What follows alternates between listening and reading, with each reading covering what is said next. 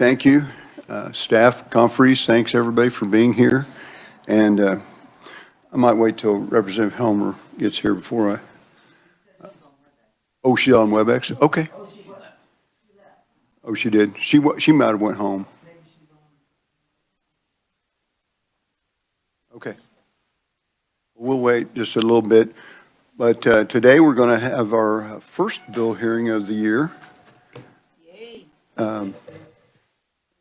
This committee is kind of a stranger to that, but my intentions today are to hear this bill and then suspend the rules with a 2/3 vote of the committee and work it today and put it out. So that'll save us time next week and in the future. And so that's my intention. And with that, Scott with the Revisor's Office will give us a briefing on 2253. Thank you, Scott. Thanks for being here. Thank you, Mr. Chairman, and good afternoon, members of the committee. House Bill 2253 amends provisions of the Prescription Monitoring Program Act, more commonly known as KTRACS.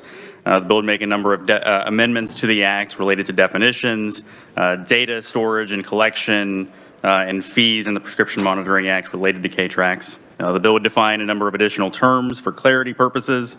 And in the substance of the bill, the first topic is prescription monitoring program data.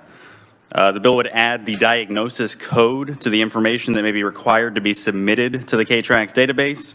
The bill would also eliminate the State Board of Pharmacy's authority to issue a waiver that allows a dispenser to submit paper or other non-electronic means to submit data to KTRACS. It would also authorize the Board of Pharmacy to enable features and include additional data in information in the database. The bill would also eliminate the current provision of law that requires prescription monitoring program data to be destroyed after a 5-year retention period, subject to some exceptions. The bill would prohibit program data from being stored outside of the program database, except for some limited exceptions, temporary storage for delivery to electronic health records, retention of records related to a criminal or administrative proceeding, data shared with other regulatory agencies, and information retained to administer the program and the Controlled Substances Act. The bill would also authorize the State Board of Pharmacy to adopt rules and regulations to establish and charge an initial setup fee and an annual maintenance fee for the integration of program data in any electronic health record or pharmacy management system. Revenue from that fee would be credited to the Board of Pharmacy Fee Fund. The bill would also add to the list of persons who may request and receive data from KTRACS, those being persons who are operating an impaired provider program pursuant to law, practitioners or pharmacists who are conducting research approved by an institutional review board with patient consent, and an overdose fatality review board established by the state of Kansas.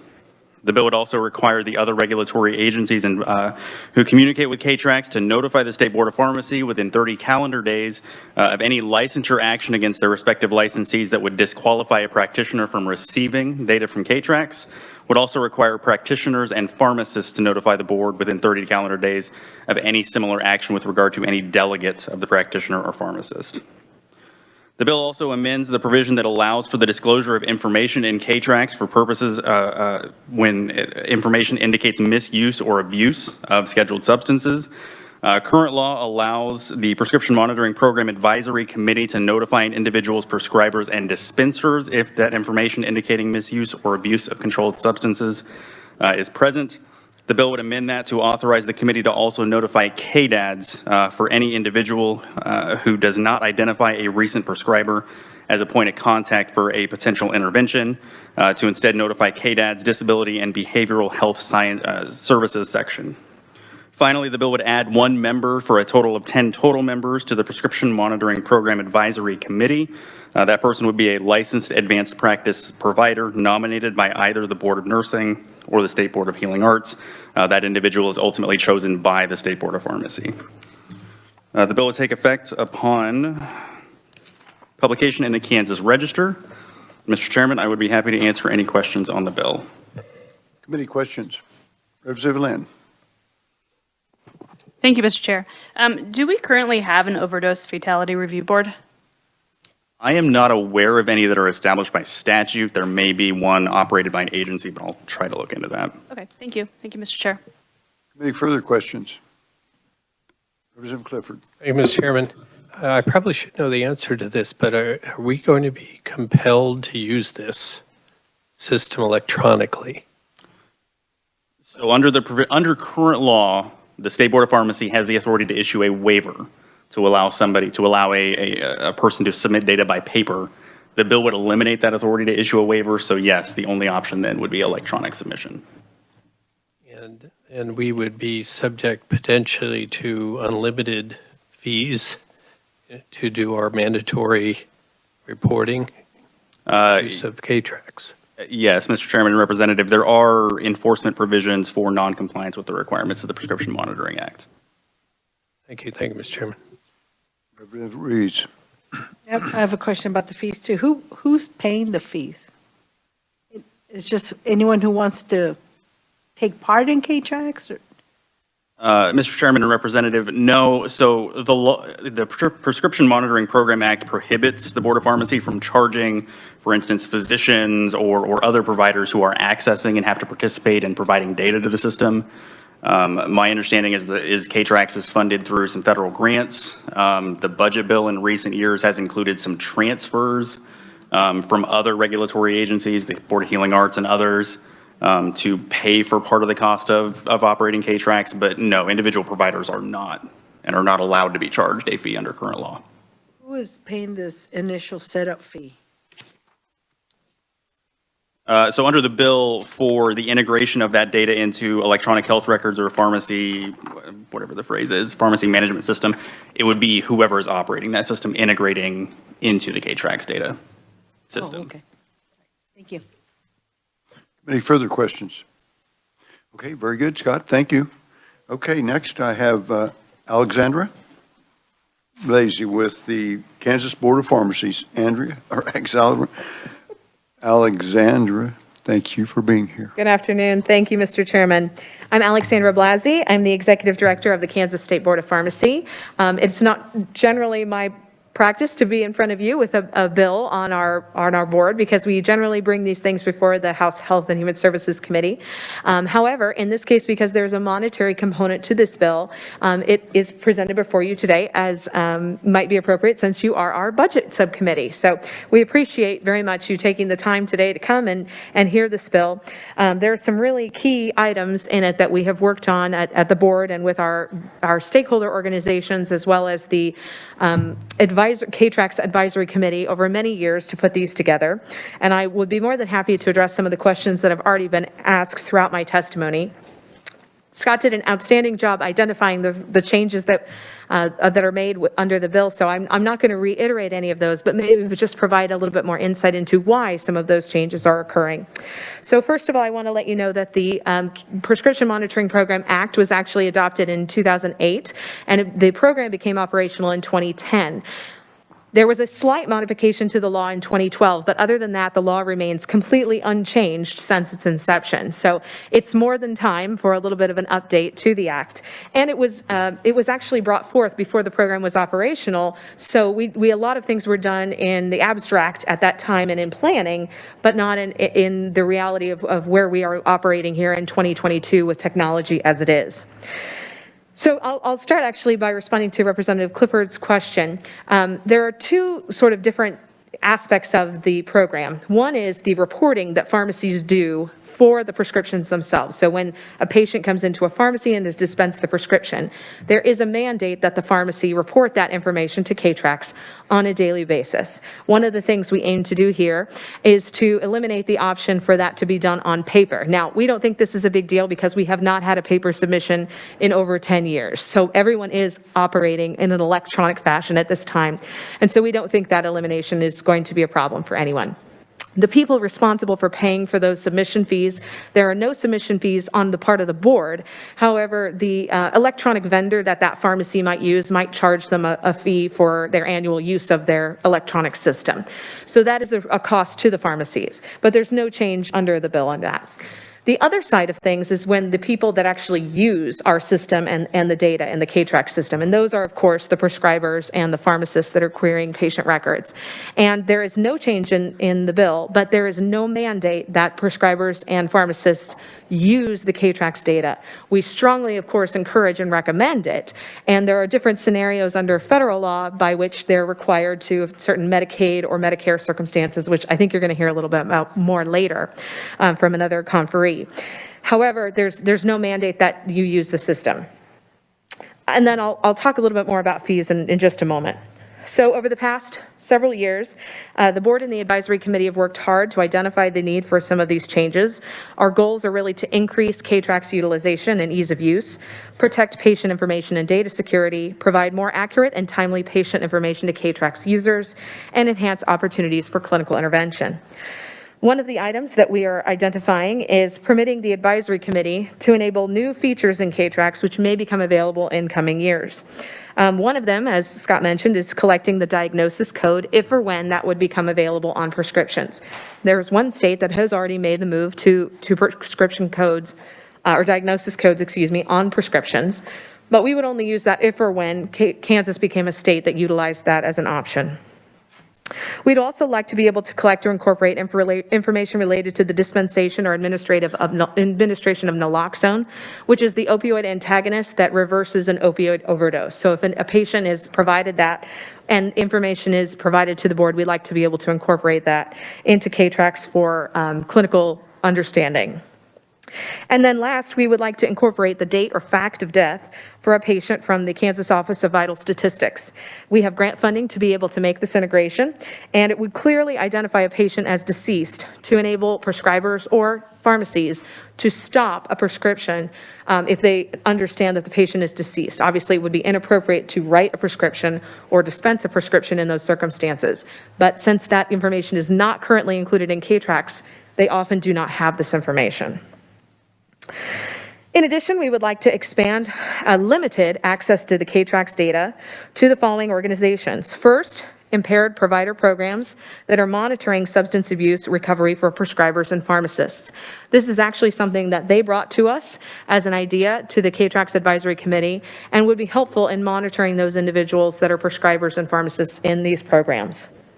Additionally, practitioners or pharmacists that are conducting research by an institutional review board and who have obtained patient consent. Unfortunately, this is not currently permissible, and so individuals participating in an approved IRB study, even if they give their own patient consent, the overseeing physician cannot access the K-TRACKs data in that circumstance, only if they're treating the patient in certain circumstances. And then last, an overdose fatality review board. And to Representative Lynn's question, there is not a statutory program at this time. They are starting a pilot program through KDHE using some grant fund dollars, and they hope that that will actually bring to fruition in the coming years a statutory program of a similar nature. Many states do have this program. And then we would like to be able to provide medical care facilities aggregate de-identified data for their own research purposes. This would most likely be a hospital. We often have requests from hospitals to see aggregate data for their providers, and we do not see a reason that we would not be able to provide that as long as it is de-identified. We also would like to provide some additional updates to our system by having some notification requirements, both from our sister agencies as well as the users themselves. This is really crucial because we as the Board of Pharmacy do not always know when an individual has perhaps been suspended or terminated from practice or something else and should not have access to K-TRACKs data anymore. And so providing these notifications more timely would help us eliminate unauthorized users from our system quickly and make sure that they're not inappropriately accessing K-TRACKs data.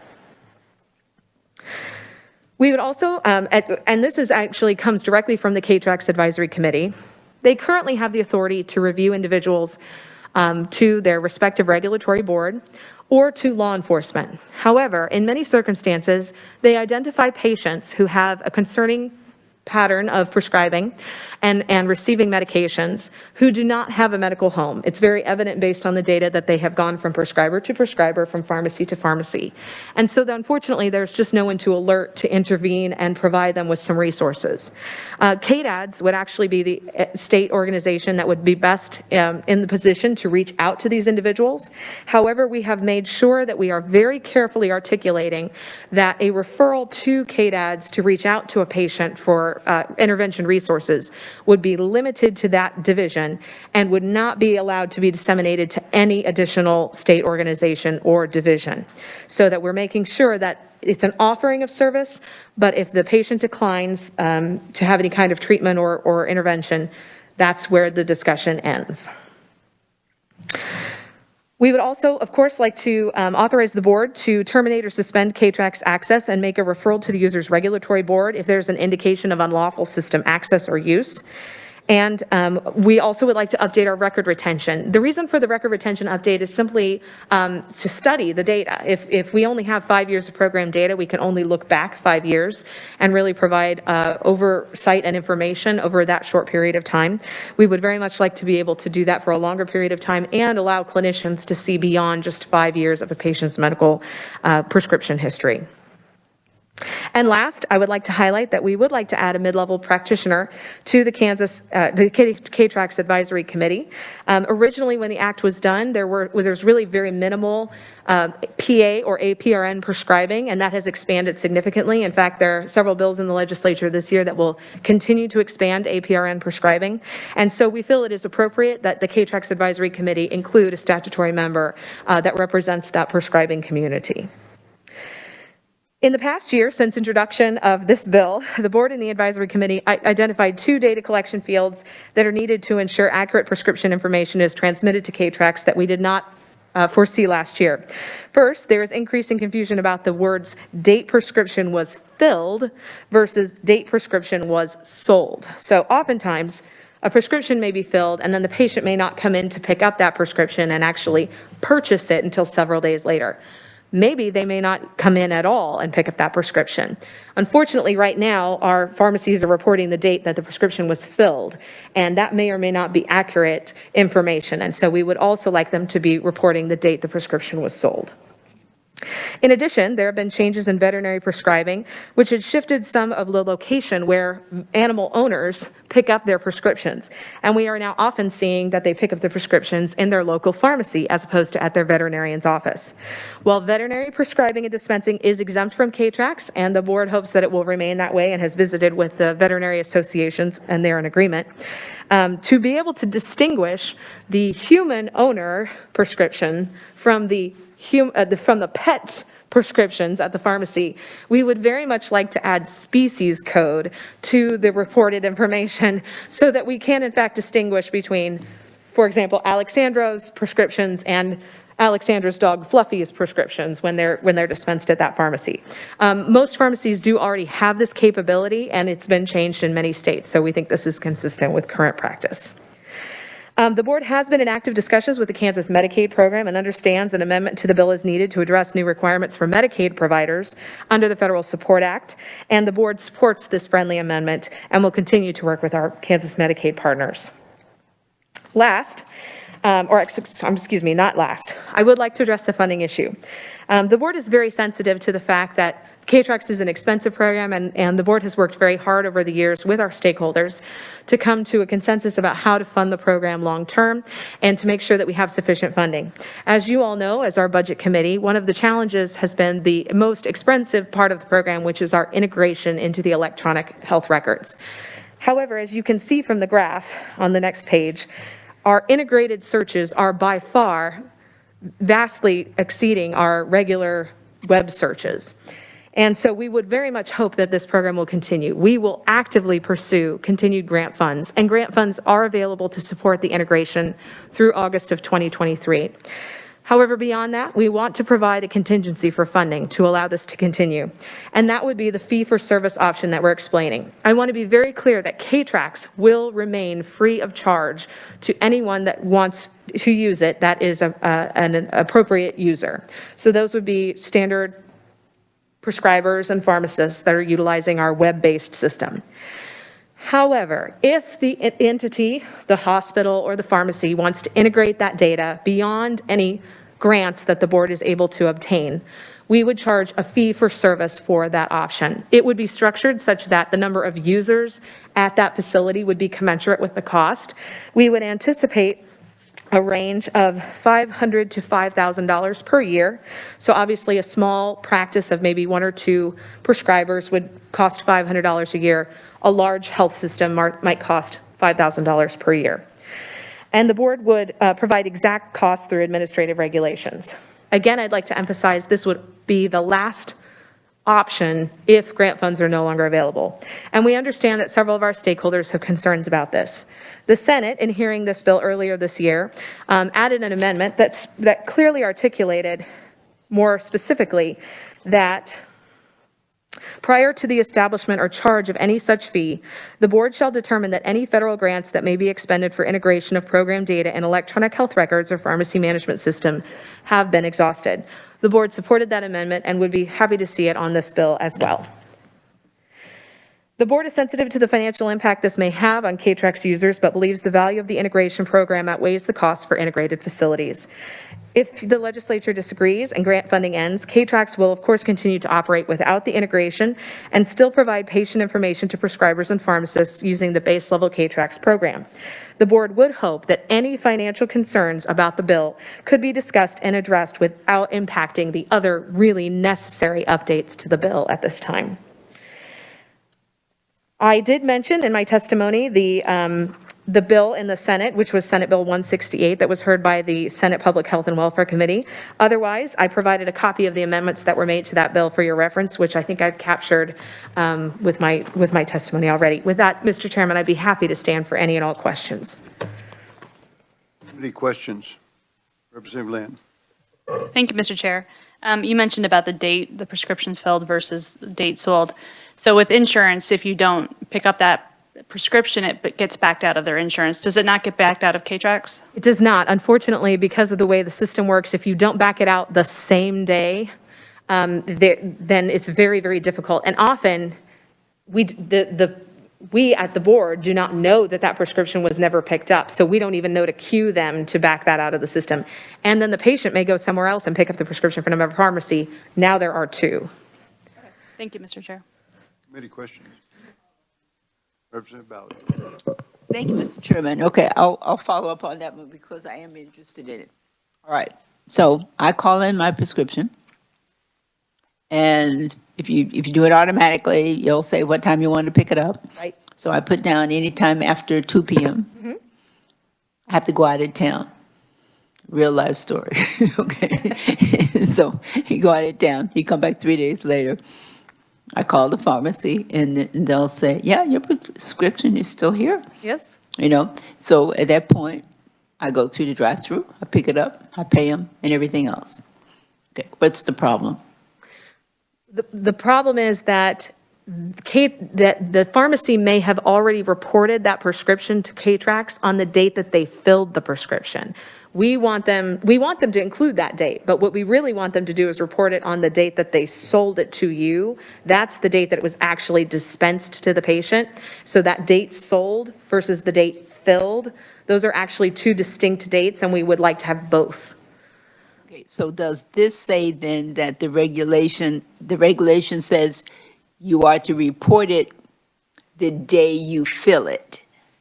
Well, it should be the date sold. The date that the prescription is finally dispensed so we use the word dispensed. I think that's part of the issue, is that we have this filled, sold, and dispensed, which is somewhere in the middle. That's why I was asking the question. Is it really clear, you know, that if you say, if you filled it, do you have to report it because you've taken that medicine out of the stock and it's in the container? Right. You know, and you're saying you want to know when it was dispensed. Mm-hmm. That's the second date, is the date that it should be reported to KTRACs. If it's just filled, if it's taken out of the stock, that can actually be returned to stock. The patient could end up not picking it up or may not be able to afford it, or their insurance might decline, and there could be changes. So that really is sort of an intermediate step that is way before we get to the point of dispensation. You mentioned about the species. Yes. Right, so I guess I didn't realize that the pharmacies also dispense animal medicines. It can, yes. See, I always get mine from the vet. See, the vet does all of ours Right. for our pets and everything else, and I've never gone anywhere else but to the vet. But you could say, I could take that prescription and take it to Walgreens? You could, if the vet provided you with a prescription for the animal and you went to a pharmacy that could fill it. And there are many, amoxicillin is commonly prescribed. Now, that would not be a controlled substance, obviously, but amoxicillin is commonly prescribed to both humans and animals. And so there are some interchangeable drugs, and in those circumstances, you can take it to your local pharmacy. A lot of pet owners with pet insurance have specified locations that they can receive those medications. But I can see the problem, because you see, this would go to Brandy Ballard. Right.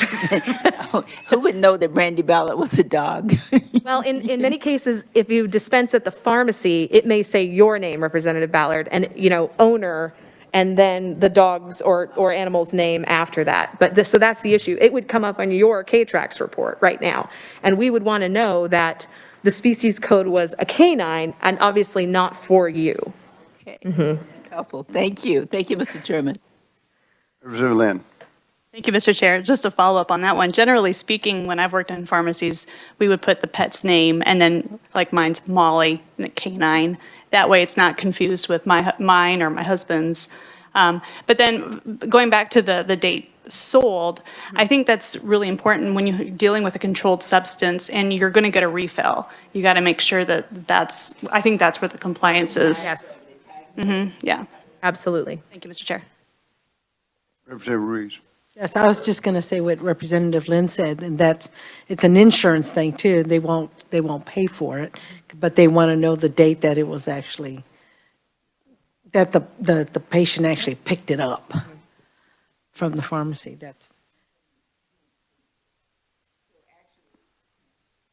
So actually, what you're really saying is that if it says you can pick this medicine up from this date to that date, or you have to have 30 days in between. Yes. Or insurance would say, no, you're 2 days too early, or something like that. So Correct. so now I can see why it is important for the dispense.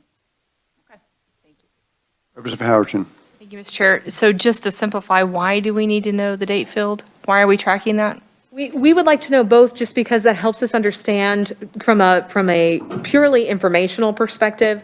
And they're already reporting it. We try not to confuse too many things. And if they're reporting both, then that clearly articulates that these are two distinct dates and that they cannot substitute one for the other, that they are two different dates. That would make sense. Mm-hmm.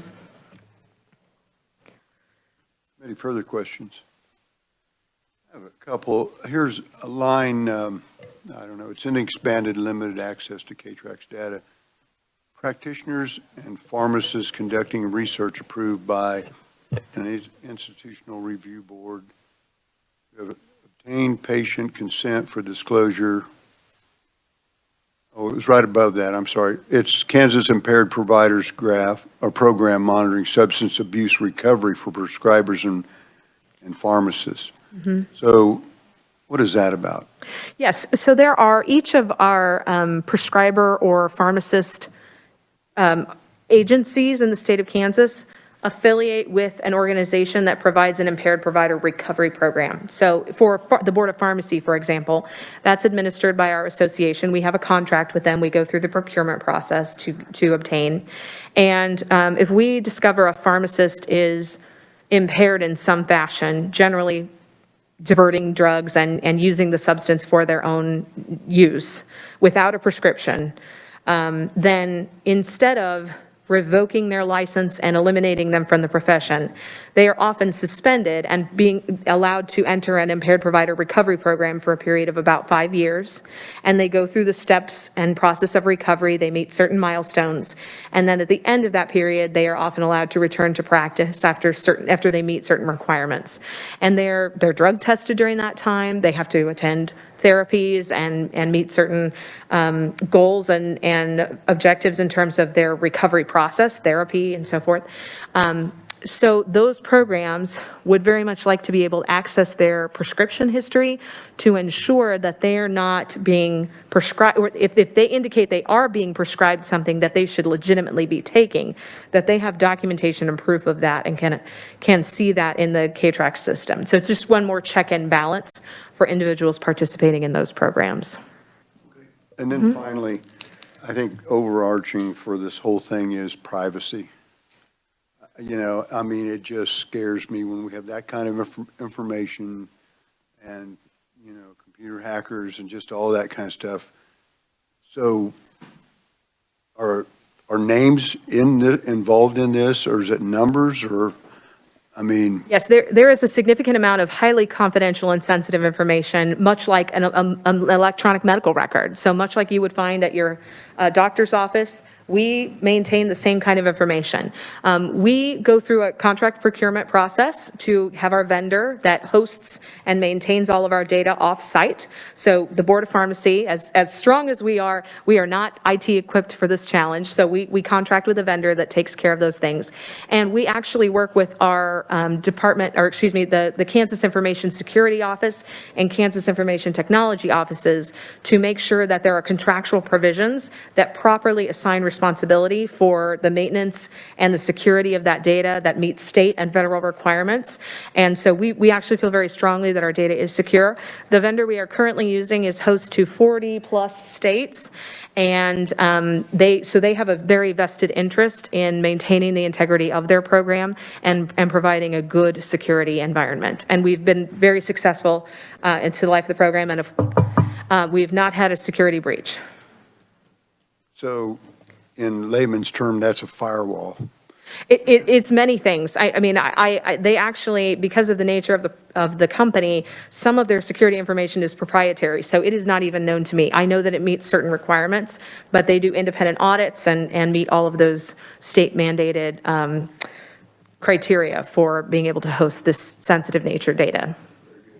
I think that'll be probably one of the primary concerns of about anybody when we're talking about this kind of information. Committee, further questions? Representative Clifford. Thank you, Mr. Chairman. I guess this is kind of personal. We only do handwritten opioid prescriptions. So the pharmacy is taking care of our reporting requirement. They are, yes. We're supposed to check the database before we hand that to a patient. Yes, I mean, we encourage you to check the K-Trax database before you hand the prescription to the patient. But yes, the pharmacy is taking care of all of the electronic reporting on their end. So the prescriber doesn't have to worry about any of that. The only exception would be if the prescriber is actually dispensing themselves, which is allowable but fairly rare in the state of Kansas for controlled substances. I'm just a little concerned about the integration. I mean, we brought on a new physician last summer, and it was $20,000 to get him totally up and running in our electronic health records. And I'm curious about the cost to connect. Are there still grants available for integration? There are at the moment, and as I said, we will continue to pursue every grant opportunity. And I hope that we've demonstrated to this committee and to the legislature that we've been willing to do that and continue to apply. The challenge is that the grants have to be written for certain things, right? And we have to be able to meet those criteria with how we're requesting funding and when we're requesting that funding. So right now, we're funded for this integration through August of 2023. But the question is, what happens beyond that point? And we need to be prepared, not just hit August and be like, okay, well, what are we going to do now? And that seemed to be the concern of a lot of our written testimony, this ongoing financing piece. And as I said, the integration can go away, and that, that would be unfortunate because, as you can see, the majority of queries come from that integration. But we would continue to operate the base level K-Trax program free of charge. Thank you. Thank you, Mr. Chairman. Representative Ballard. This is like Pharmacy 101, 102, All right. So when you call in your prescription and they'll say, okay, you have to check with the doctor, you realize that it's what that's all about. But then they'll say, we don't really have that medicine here, and we probably won't get it in until next week. Okay. My question is, does a pharmacy have a limit on how much medicine they can actually keep in stock? Or is it the more expensive ones that they don't have? Or what's the regulations around that? There are actually no regulations in the state that monitor the quantity of drugs that a pharmacy can have on hand or what they can order. However, when it comes to controlled substances, then the federal government becomes involved through the DEA.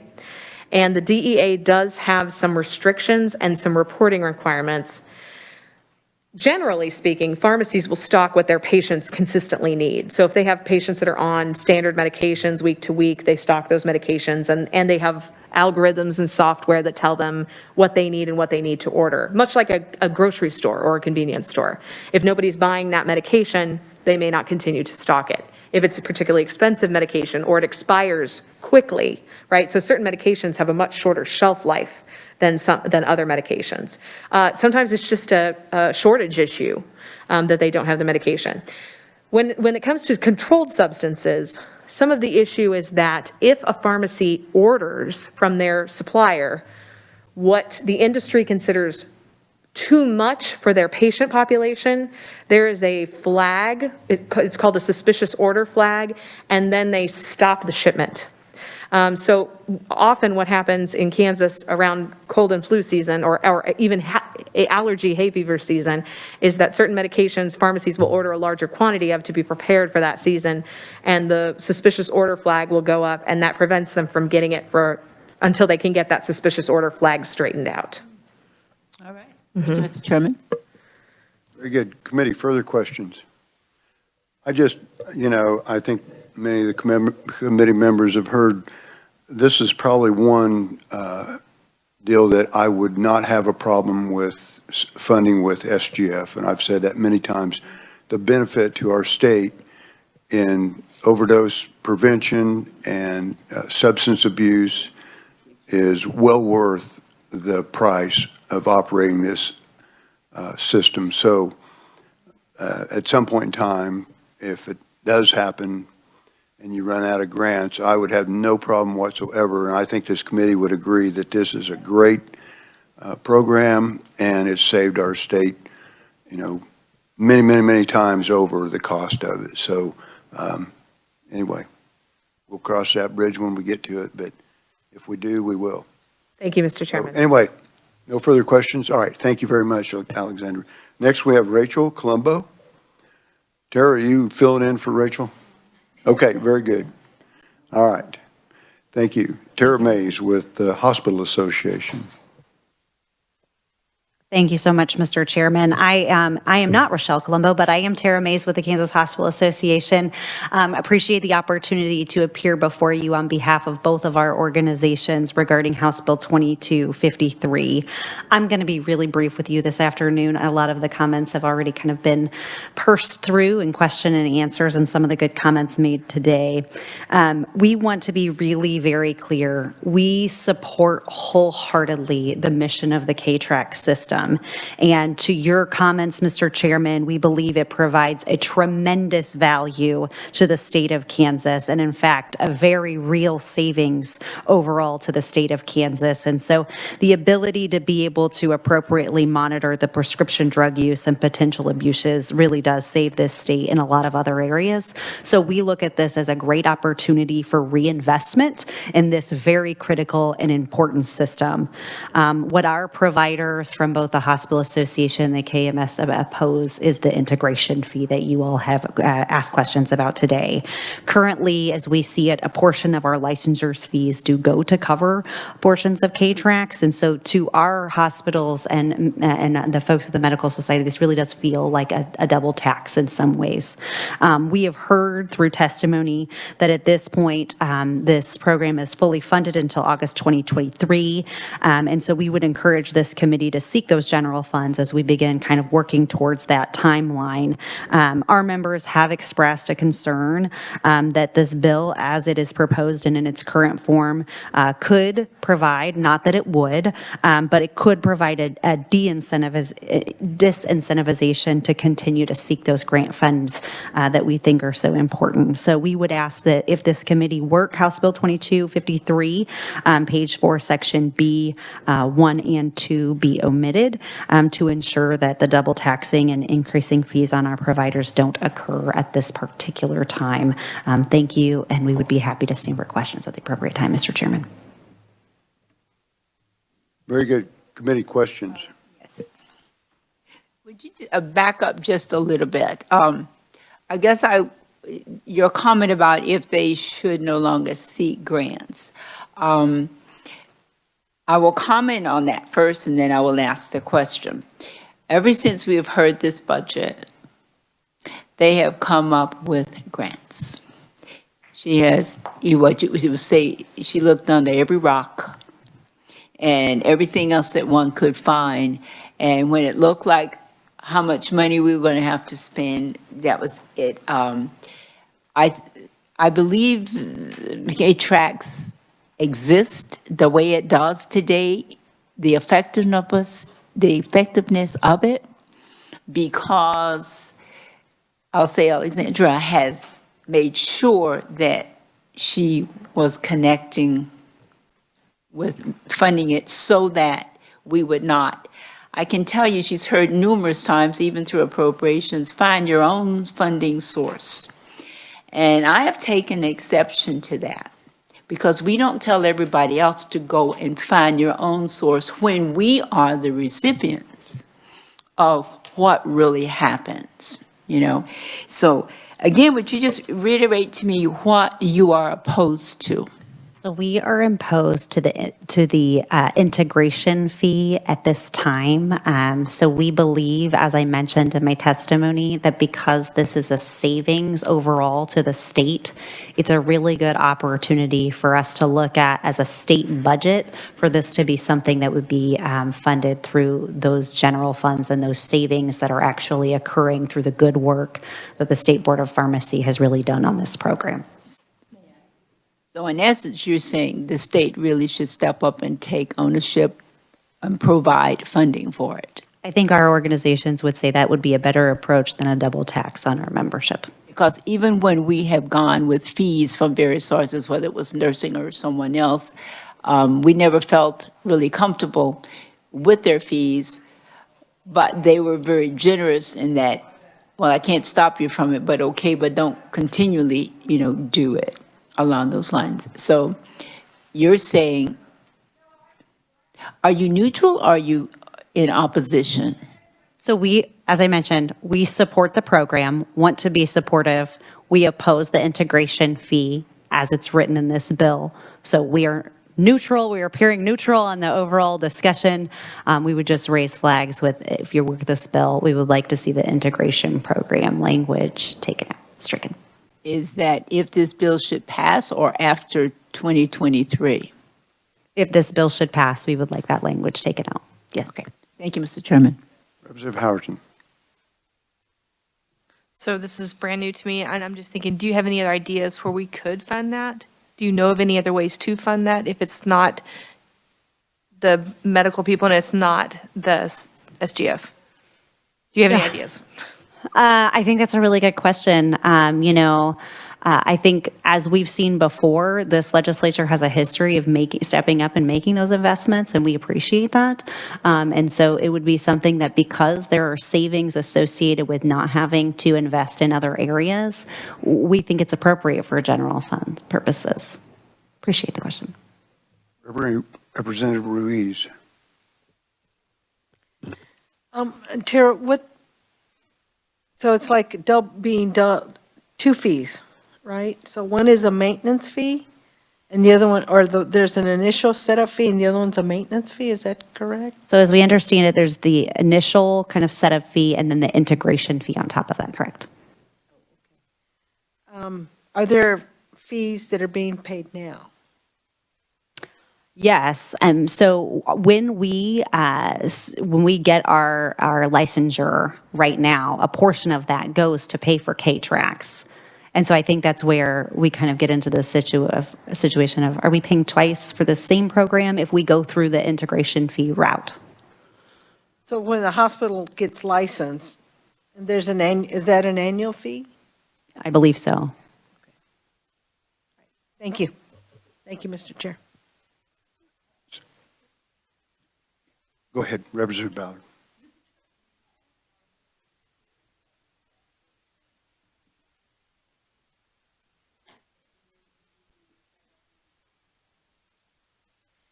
So we perceive that many of our integrated entities will have a onboarding period or process, and that can be varied based on if it's a health system or a pharmacy. So that initial setup fee would cover the period of time from when they start the integration process to getting onboarded. That could be 2 months, it could be 2 years. Then after they're onboarded, they would pay an annual fee. They actually may be the same, but just that they have to pay that fee to start the process because our vendor works with their vendor to onboard them. And I want to clarify that the board did receive supplemental fees for K-Tracks from the boards of Healing Arts, Dental, Optometry, and Nursing, in addition to the Board of Pharmacy supported part of that. But those have been discontinued since quarter three of 2021, excuse me. And we have been fully funded based on the grant funds and the special opioid settlement and litigation funds that were provided to the Board of Pharmacy beginning in this fiscal year. So that has discontinued at this point. I will note that, of course, prescribers and dispensers do pay their regular licensure fee, but that is not being used to support the K-Tracks program right now. It has been in the past for many, many years. And so what is that used for now? Their fees? Their fees are like just to operate the regular board. So the pharmacists pay a fee for their annual license renewal, and that's what supports board operations. Board of Pharmacy. Right, and then you would pay to your appropriate board. So the nurses pay to the nursing board, the prescribers pay to the Board of Healing Arts, et cetera. But those are not being transferred to the Board of Pharmacy anymore. May I follow up on that? The same as we've been able to, whenever we've asked you about, the bill we had where it was on open medicine and we put on free market and so over 40 million that we've saved the state and everything else. Are you keeping data in terms of by having K-Tracks and being able to double check, prescriptions and all of that, how much money roughly K-Track would have saved the state of Kansas? I don't know that we could put a dollar amount on it. I think we try to provide in our annual report every year, which you all have received a copy of, the success of the program in terms of the curbing down of prescribing patterns, those combination drugs that are happening if someone prescribes an opioid and a benzodiazepine simultaneously, those kinds of things. So we do look at it in terms of, I would say, the health of the population, but not necessarily a dollar amount. It seemed to me to be very difficult because you'd have to know everybody's medicine and then everybody sells it at a different rate, depending on what it is. But I think that it's a point being made that we need to really consider. We have just found the funding just to keep it going because it was that important. But I think we have gotten to the point that the state has to take some ownership, or someone would say put a little skin in the game in many ways, because other people are picking up the slack, and the state is benefiting from that. So that was a point well made. Thank you. Very good. Committee, further questions? Representative Howard. Thank you, Mr. Chair. You said that they used to pay for the K-Tracks? Yes. So when did that stop and how did that work? It began in fiscal year 2017. The Board of Pharmacy had used part of its fee fund to support the program. Beginning in fiscal year 18, then there became transfers based on the number of users at each, or excuse me, the number of prescribers or pharmacists at each of the different boards. And so like the Board of Healing Arts paid in proportion to their number of prescribers versus the number of pharmacists, et cetera. So each of those 5 boards contributed from fiscal year 2018 until fiscal year 2020. At that time, it became just healing arts, nursing, and pharmacy, because the percentages for dental and optometry were just so very, very low. And we did decrease the amount of funding at that time based on the grants that we had received, and then they stopped in third quarter of fiscal year 2021. So could I ask Tara to come back up for a question? Sure. That'd be okay? So is that something you would like to continue, or is that something that would be an option in your? You know, we haven't had discussions about that with our membership. I think right now, as we've heard that this bill, that this program is fully funded until August 2023, it doesn't prohibit us from having those ongoing discussions moving forward. But no, we haven't had discussions about if that's the preferred method. It sounded like you kind of thought that's how it worked. Because it just, as mentioned, Okay. just ended. Okay. Thank you. Thank you. Well, and I might add, this committee is responsible for taking those fees from the other boards. We did it, so. It was, yeah. It was either that or nothing, so, anyway. Because in essence, we did it to keep it alive. That's right. So, yes, we did. It was very unpopular for a number of reasons. When, you know, it's, anyway, so very good. I can open a can of worms. Yes, you could. Committee, further questions? Okay, very good. Oh, sorry, Representative Clifford, sorry. For Alexandra again, and I remember when we were looking at your budget, I looked at the settlements for opioid, and I realized those are just being realized. And the Attorney General, of course, is at the front of the line to recover, I think, his fees and controls this settlement, as I understand it. Do you have any thoughts about how much we will get annually from it? We know about the tobacco settlement. Do we know roughly? The current allocation is $200,000 annually. We are certainly willing to have conversations to expand that, but we also recognize and acknowledge that a lot of that money is earmarked for local communities to invest in treatment programs, and we would certainly not want to stand in the way of that. But we would be more than happy to see that allocation increase at an appropriate time, and if that could be used to help cover the costs of the integration, then that's fantastic. I know about the 200,000, but do you have any idea how much Kansas is anticipating getting out of the settlements? Is it known Surely yet? Morrow might know better than I as the representative from KLRD. Shirley, welcome to committee. Thank you, Mr. Chair, and this is a little awkward because I'm in the process of reviewing the House shorthand, which I don't know what the total amount is, but I do have the information that for 2023, the Attorney General is adding an additional $34.2 million to the total. So the estimate has gone up for 2023. So we may be able to Sounds like a great source. get a little of this money to Thank you, Mr. fund Chairman. it. So anyway, Thank you. committee, further questions? Representative Ruiz. I don't know if I have a question, but maybe just a comment. I think we're going to see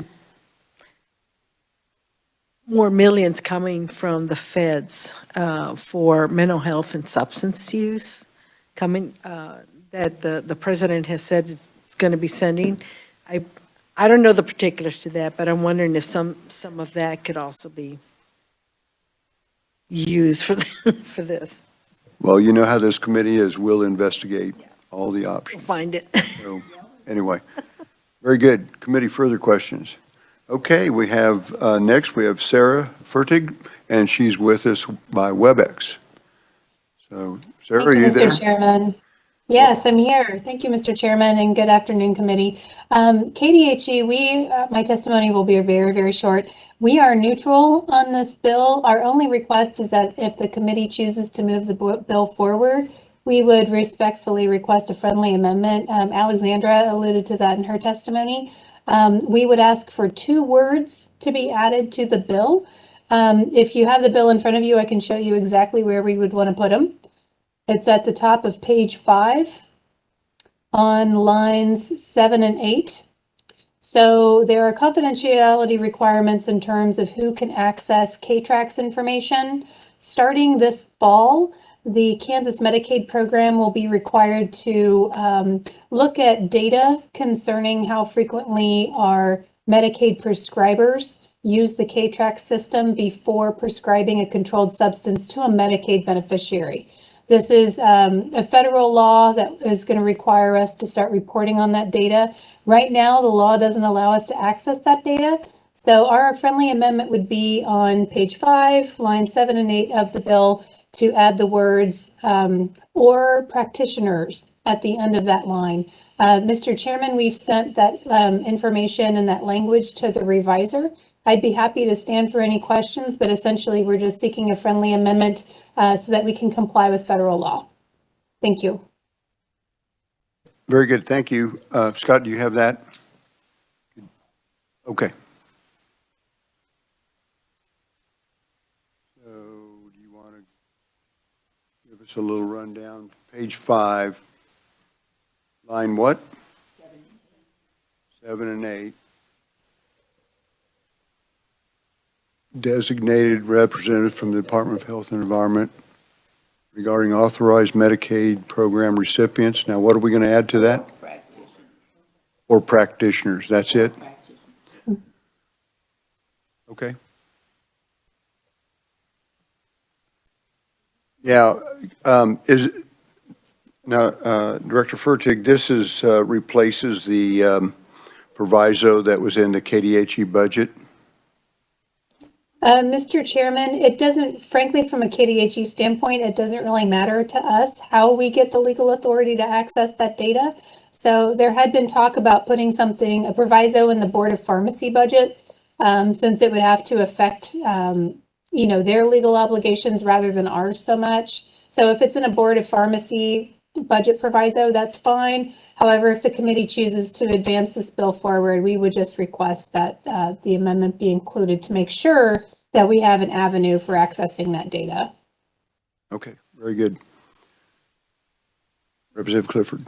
Yes, Mr. Chairman, given my general disdain for the term provider, could that not be prescribers and actually be more accurate, or would that change what Sarah's looking for?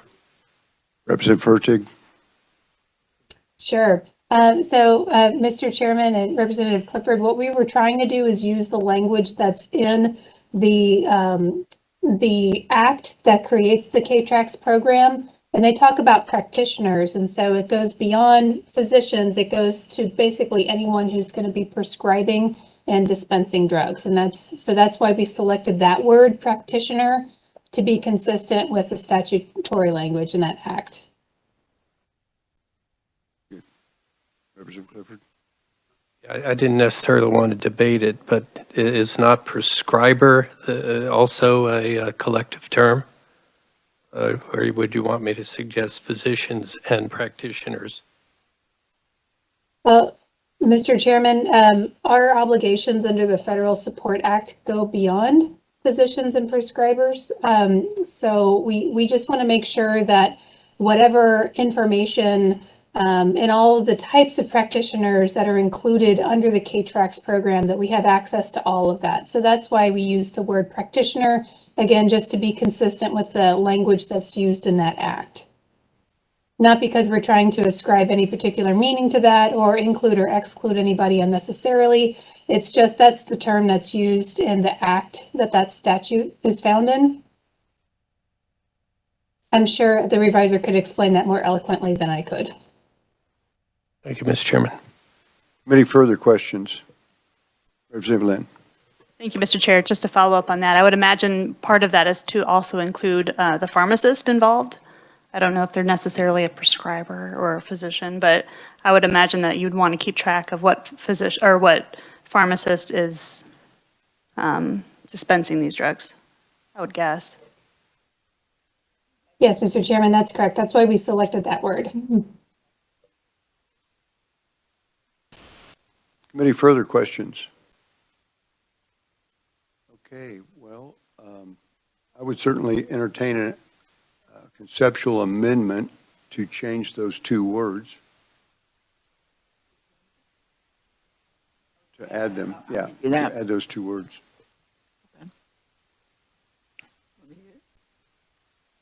Okay. Well, conceptual-wise, if we're looking I at, need a second to, oh, okay.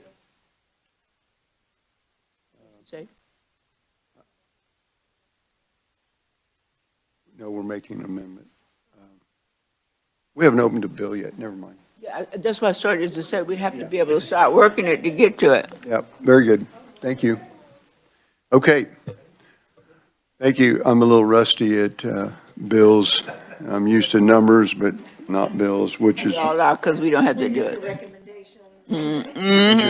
not a bad thing as far as I'm concerned. But anyway, Director Fertig, do you have anything else to add? No, Mr. Chairman, thank you very much. Okay, very good. Okay, what's that, committee? Is there anybody else here that is, I didn't see anybody on the sheets. Are there any neutral? Any opponents? Seeing none, we will close the hearing on HB 2253.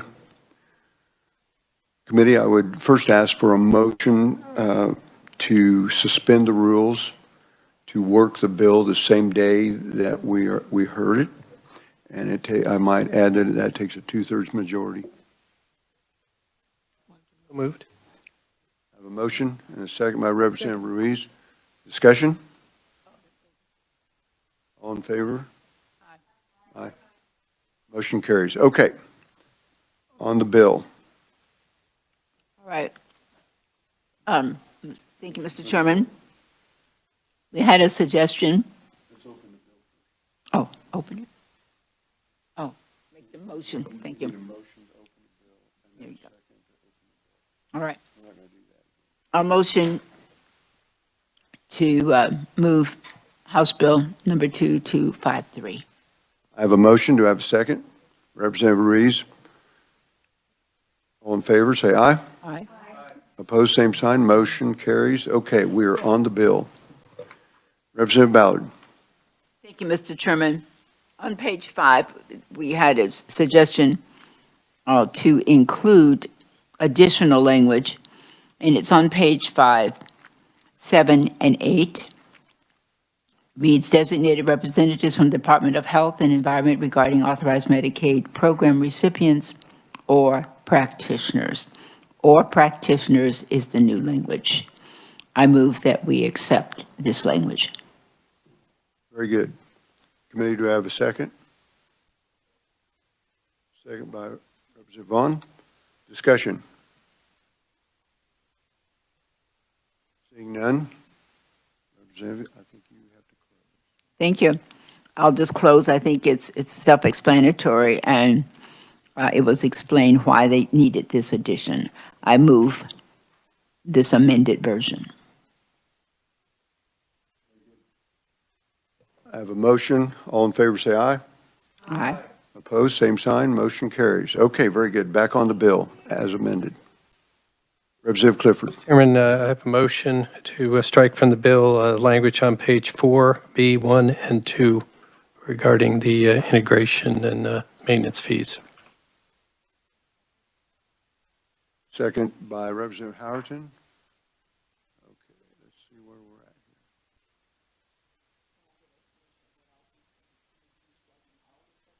here. Sure. Section, page 4. Page 4. Line 5 through 16, essentially, B1 and 2.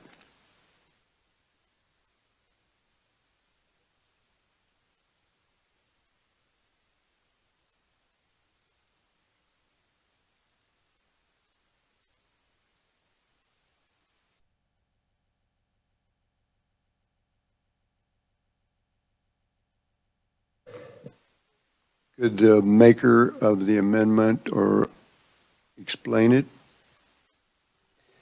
Well, I think we've had an earlier discussion in the hearing that there likely are other sources, and I would like to motivate future social services budget committees to seek those other sources, particularly from the opioid settlement fund. And I think this represents an egregious fee on physicians, hospitals, and practitioners who are going to be required, especially when they're integrating electronic records, to pay these fees, which can be considerable. So I would like it struck now.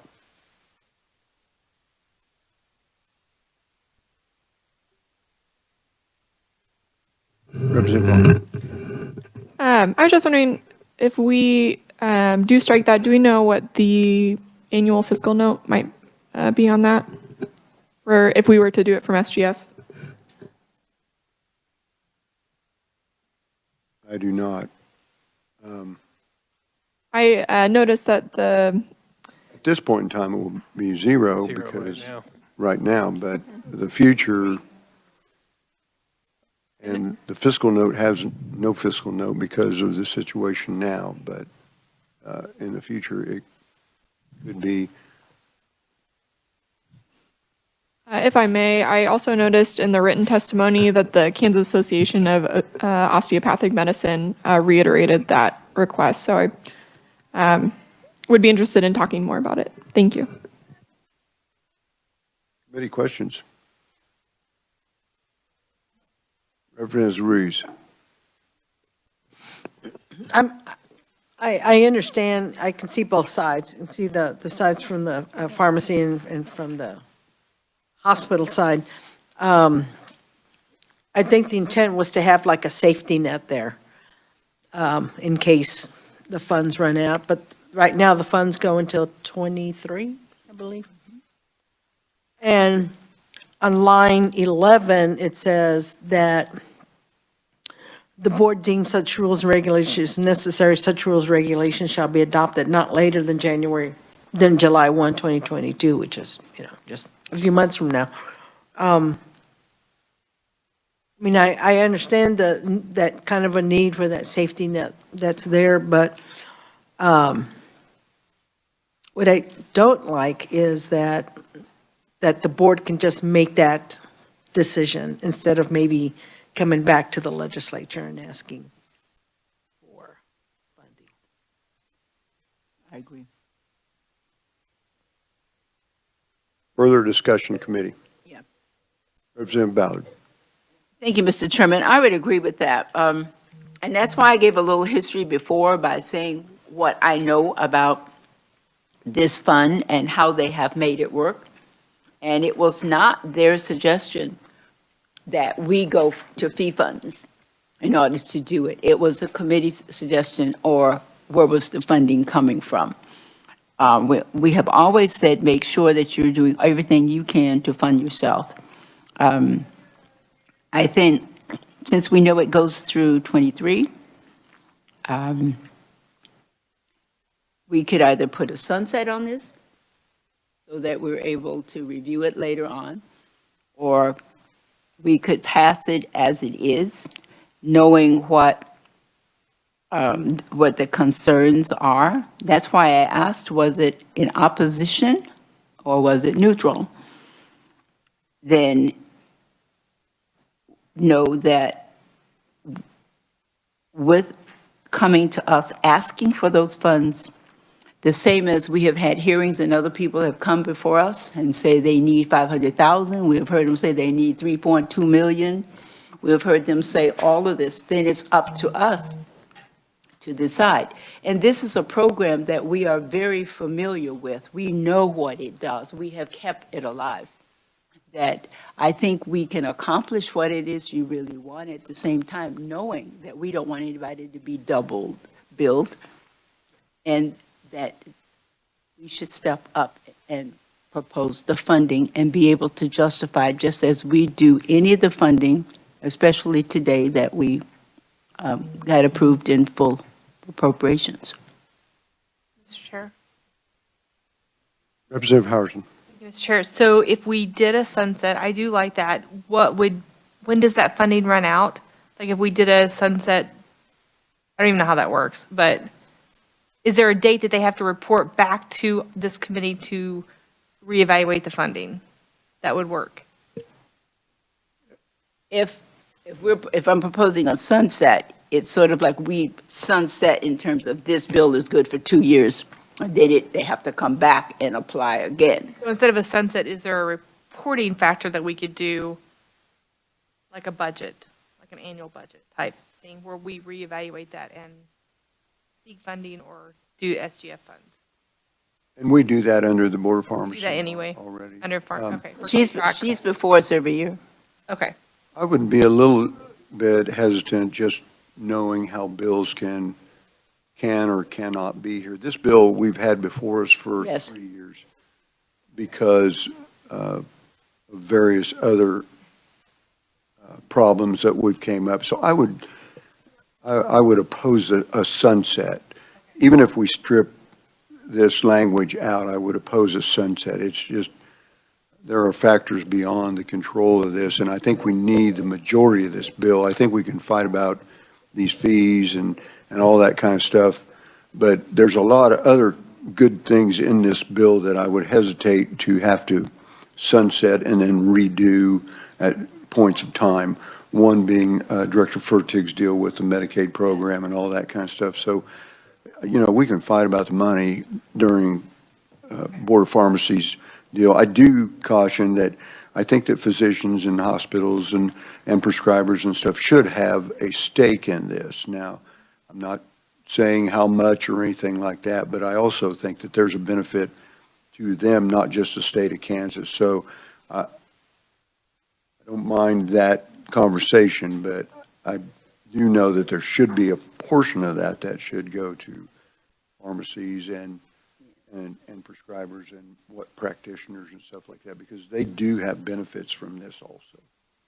And Mr. Chairman, I would agree with you. I was just giving the option of what one could do when she asked that, so. Okay, I still feel strongly that I don't want an administrative agency being able to inflict an unfunded mandate on citizens. I think if this money is required, then it needs to come to the legislature to decide. I mean, we almost need a sunrise, don't do this before a certain date as far as the money. I understand that. But I feel strongly about us Okay. being in control. So further discussion. Representative, you may close. I close on my motion and encourage you to vote favorably. Yes. Mr. Chairman, for clarification, and if it's okay with the maker of the motion, I think the effect of the amendment would actually be to remove all of Section 3 from the bill, not just the lines identified. See, that's what I was asking. Because the only purpose of that section being in the bill is for this change. So all of Section 3 would come out of the bill.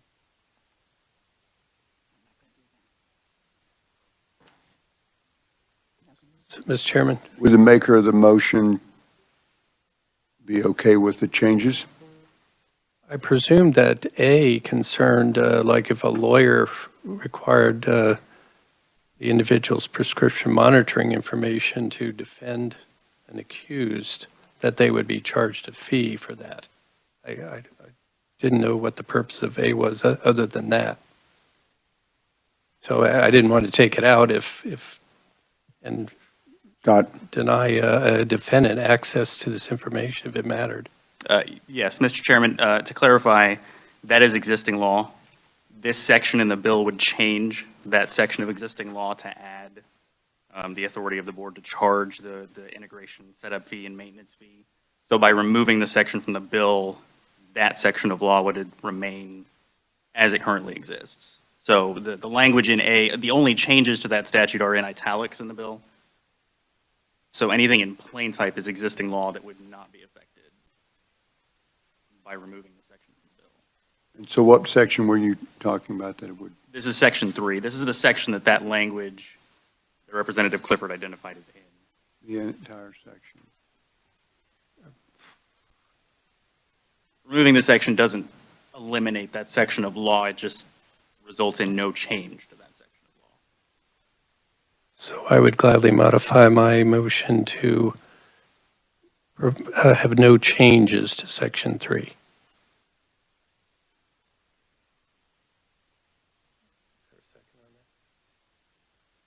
So you would strike all of Section 3. Again, Section 3, Starts on page 30, on the next page, section, starts on line 37. so it's hereby amended to read, I see. Yes, I'll change that to striking Section 3. So what other effects would that have, Scott? So, Mr. Chairman, it would just mean that that particular statute, 65-1684, would not be changed by the passage of this bill. The only other technical changes is by removing that section, the title and repealing section of the bill also refer to amending that section. We would delete it from there. But I consider that a purely technical change by removing the section. And the maker of the motion's okay with that? Yes, Mr. Chairman. And the second? And the second's okay with that. All right, further discussion. Then I'd like to know, how does that affect the overall bill? It's new, it's new to the bill. Scott? Oh, the question was, how would that affect the bill? Yeah, thank you, Mr. Chairman. So as far as the effect that it would have, as far as any fiscal effect, I can't really speak to that. Legally, the rest of the bill can stand on its own without that section. So there would be no substantive effect to the rest of the bill by removing that section.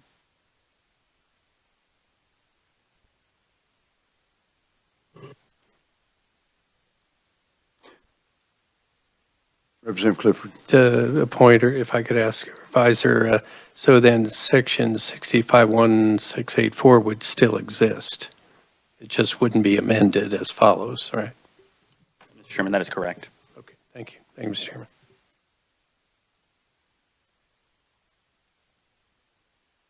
Committee, further questions? Okay, Representative Clifford. Chairman, I close on my motion. I have a motion to amend House Bill 2253. All in favor say aye. Aye. Opposed, same sign. Motion carries. Okay, back on the bill. Further discussion.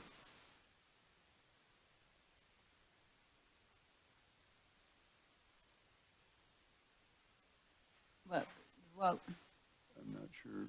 Alexandra, did you want to say something here very quickly?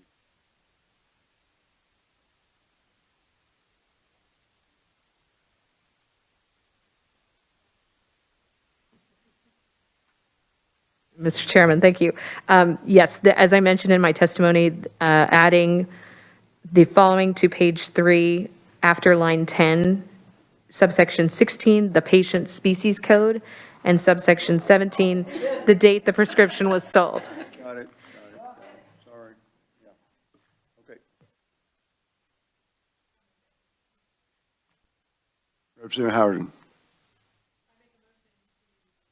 do whatever it says, huh? I have a motion. Do I have a second? It's a second, but could he read it just to make sure we're legitimate? Please read her amendment. Thank you, Mr. Chairman. The amendment's on page 3 of the bill. The list of paragraphs at the top of that page, 6 through 15. After that, it would simply add 2 more items to that list. 16, the patient's species code, and 17, the date the prescription was sold. Thank you. I have a motion. Do I have a second? Yes. Second by Representative Ballard. You know, if we weren't out of time, we wouldn't be having this conversation today. I mean, I don't like doing bills on the fly. I just absolutely, I know there are a lot of unintended consequences. I've been in Commerce and Economic Development Committee, and we've came back the next day and straightened them out. So anyway, my limit is 5 bills on the fly, or amendments on the fly. So we're only at 3. So if it was that, we would come back another day. So I will tell you that. So with that, close on. The amendment. Okay, committee, we have an amendment, 2 words. All in favor, say aye. Aye. Aye. Opposed, same sign. Motion carries. Back on the bill. Okay. Mr. Chairman, to the best of our knowledge, it was amended twice. We removed sections 3 and 4. Three. 3 times? We removed it 3 times? Added practitioner. We added, oh, yes, so we had 3, just so everybody knows what we had. We added, with 7 and 8, we added practitioners. We removed section 3, we removed section 4, and now we have added. Just 3. See, that's why I wanted to go through to make sure, because I don't have 4, just 3. Okay. And then we added the new amendment where we talked about species and dates. I have a motion before me on House Bill 2253 as amended. Do I have a second? Representative Reeves. Any discussion? All in favor say aye. Aye. Opposed, same sign. Motion carries. Thank you, committee. I think there's a reason why we're a budget committee. But anyway. We get it, we got it done. Committee, while we're, I think that concludes the hearing and the working of that bill. But I do want to thank the committee for great work. We've passed out our last budget we presented to, we're not done? Okay. There's another reason why we're a budget committee. Scott? Mr. Chairman, you have amended the bill 3 times. However, you still need a motion to advance. See, that's where I was going to, right Well, I here. As thought- amended. That's why my light's still I on. thought that was your motion. No, I was reviewing the amendments we had made because you were a little uncomfortable with doing it on. Oh, the fly. okay. So thought I was amending, and that's why I was making sure I had put down what we did, and that's why I said I wasn't sure about 4, so I was trying to make sure I understood it. All right, so we have that. So, Mr. Chairman, I move House Bill 2253 as amended. I have a motion. Second by Representative Reeves. Now, discussion. Seeing none. All in favor? Aye. Aye. Opposed? Same sign. Motion carries. Bill is passed. Now, Mr. Chairman, we can work bills, we just don't do it very often. Yeah. That way we did it. We do not. This is our first bill, only bill this year, thank God. Committee, now, back to what I was talking about. We passed out, we presented to to appropriations today. We were very successful. All of our stuff remained in there. Representative Ballard was the champion. Bailed me out when my brain went blank for a period of time, so it was very helpful. And he's been extremely generous. Yeah, I did my part, I'll grant that. But She did. he carried the bill. He had a question for everything. He gave information before they asked it because it was thorough. So he did a fabulous job, and they even commented. They commented how well you did, so everything's cool. So thank you all. But anyway, we've got more work to do. We've got conference committees. We've got, it's a long ways from getting there. We've got the other side, the Senate side. But we've done good work, and we can put that much. Representative Howard. Sure, I got to sub on appropriations and witness all of their hard work, so thank you, both of you. You said it was grueling, and I guess they went easy on you today, but that was still grueling, so that was amazing. Very good. Well, we have a meeting next Wednesday? Tuesday. We have Miss Amazing, so I'm looking forward to that. That will be pretty cool. So, Representative Lynn. Thank you, Mr. Chair. Yes, they're coming because they're a group that I've worked with in the past, and I don't know if we're going to be on the floor on Tuesday, but if we're not, please come anyway. I'm going to be presenting the ladies who have won the Kansas-wide races for their Miss Amazing age ranking, and we have 2 national winners as well. So I hope, if we're not on the floor, I hope you all come, and actually, Representative, one of them is your constituent, so. So Miss Amazing is a group for intellectual and developmental disability population. It's called Miss Amazing.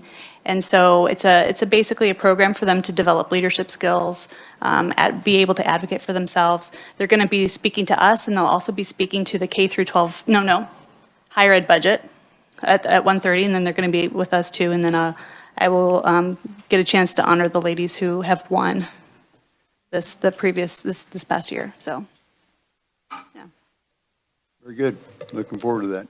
Further discussion, committee. We're adjourned. Be safe going home. Watch the snow. Thank you, conferees. Thank you, staff. We're adjourned.